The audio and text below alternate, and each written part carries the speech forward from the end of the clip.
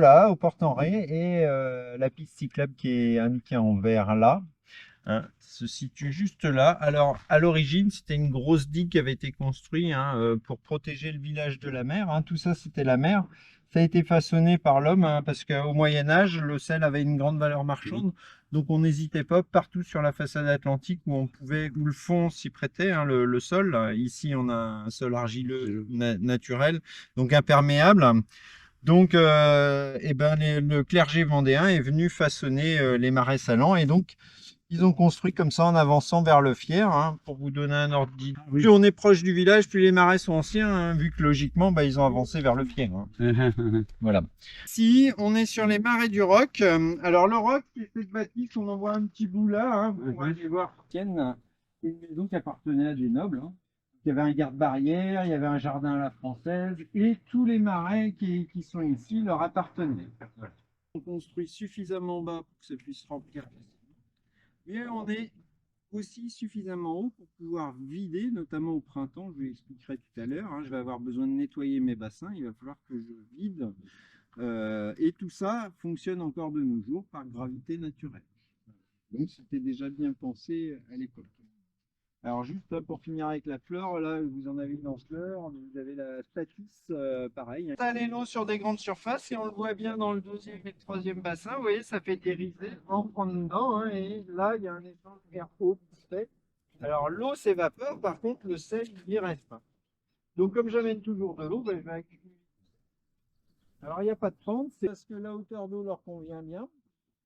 Comme c'est pas encore très concentré. Les anciens, bah, en fait, ils coupaient un tronc d'arbre, ils le fendaient avec un fût assez droit, bien sûr, le fendaient sur la longueur, ils les vidaient, ils remettaient les deux parties comme ça dans l'argile, ça les a un joint étanche. Ouais. Et ils avaient un tuyau, ils faisaient en principe trois trous au bout, ce qu'on appelle une pompe ou un groumat.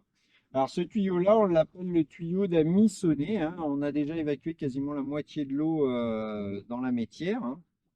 Donc on est à mi-sonnaison. Les robinets simplifiés, hein, là, à partir de là, j'ai une chute, hein, le bassin est un peu plus bas de 3-5 cm.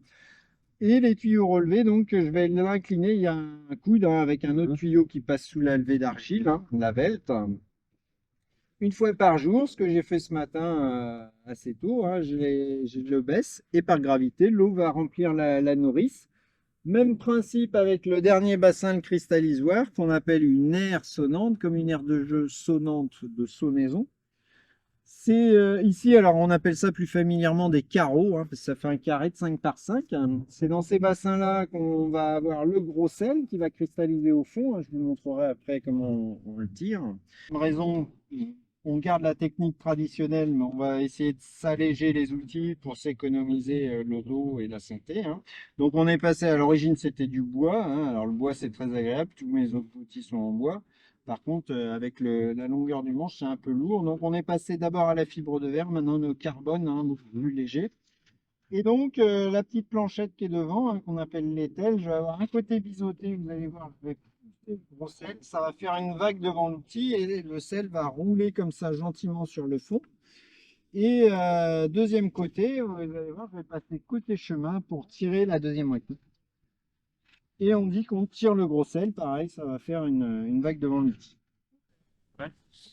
Alors là, je vais faire la première moitié. On n'appuie quasiment pas sur l'outil, hein. Ouais, faites glisser. Vraiment l'eau qui doit amener le sel, je vais appuyer. Et je vais tout ramener à ce niveau-là, vous voyez.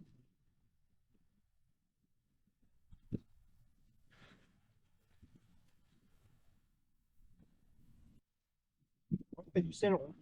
Je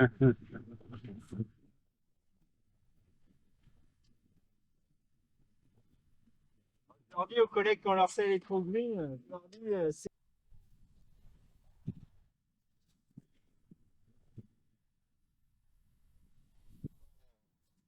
alors maintenant avec le côté biseauté, je vais aborner, je vais approcher le sel au bord.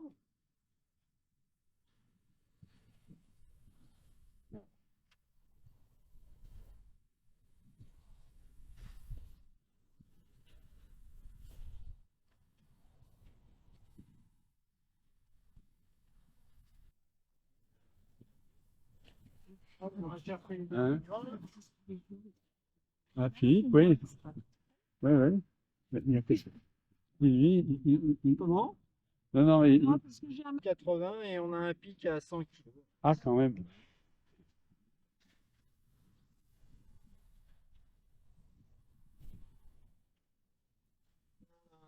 Sorte d'écumoire, tout simplement. Je vais passer au-dessus du gros sel sans le toucher. Et la fleur de sel qui flotte va rentrer.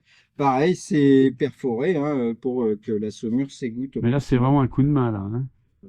Si vous baladez dans les portes, vous verrez une impasse qui s'appelle impasse de la Boguette. C'est qu'il y avait un saunier qui habitait dans ce coin-là et ils ont donné le nom de l'outil à Mhm, l'impasse. mhm. Donc voilà, donc je vais me mettre au printemps sur ma petite levée d'argile.